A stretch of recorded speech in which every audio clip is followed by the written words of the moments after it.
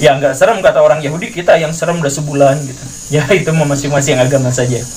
Kemudian persamaan yang ke-9 yaitu soal makanan. Orang Yahudi itu punya tradisi namanya kosher.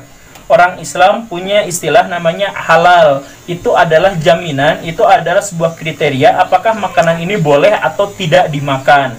Dan makanan boleh atau tidak dimakannya itu bukan terkait dengan masalah-masalah kesehatan, tapi karena itu doktrin agama. Nah ini sama, orang Yahudi itu makan babi misalkan nggak boleh.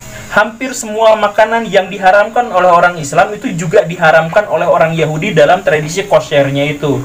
Tapi tradisi kosher, ajaran kosher itu jauh lebih variatif dalam makanan yang diharamkan. Orang Islam segitu, orang Yahudi jauh lebih banyak. Tapi sama, soal bahwa misal sapi sama-sama halal, kata orang Hindu haram ya, tapi orang Yahudi, orang Islam sama-sama menghalalkan daging sapi untuk dimakan. Tapi kalau sapinya disembelihnya atau dibunuhnya dengan cara disakiti, maka sapi itu menjadi haram.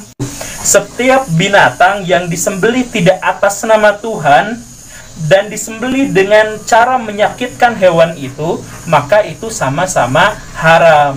Makanya orang Islam sama orang Yahudi kalau mau makan binatang, kalau si binatang itu harus disembelih, potong saluran makannya, potong saluran nafasnya, kemudian di sini kan ada urat syaraf sakitnya ikut kepotong. Nah, itu kalau sudah terpotong bagian situnya, si hewan yang disembelih itu tidak mengalami rasa sakit karena sakitnya sudah terpotong begitu.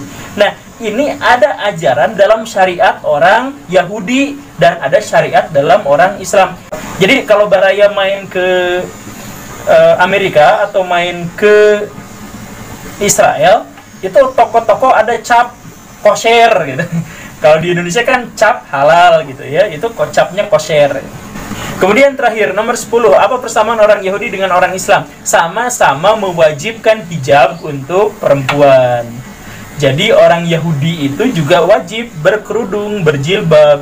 Tidak boleh tidak, orang Islam juga seperti itu. Tapi walaupun diwajibkan, tidak ada hukuman untuk orang yang tidak berhijab. Sama. Jadi hukuman untuk yang berhijab atau tidak itu diserahkan kepada Tuhan.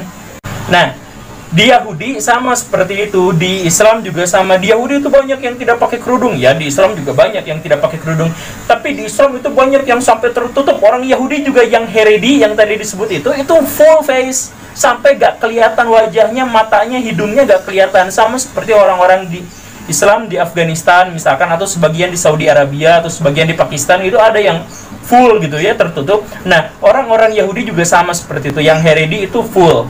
Oke, Baraya itu saja. Ini bukan untuk membandingkan tentang mana yang lebih baik, mana yang lebih benar ya. Agama itu ya terserah saja, itu kan subjektif, setiap manusia beda-beda. Lakum dinukum waliyadin. Cuman ini untuk meluruskan miskonsepsi yang selama ini terjadi, yang menganggap bahwa orang Yahudi dan orang Islam itu bermusuhan karena agama. Tidak bermusuhan karena agama. Tidak ada agama yang menyuruh manusia bermusuhan.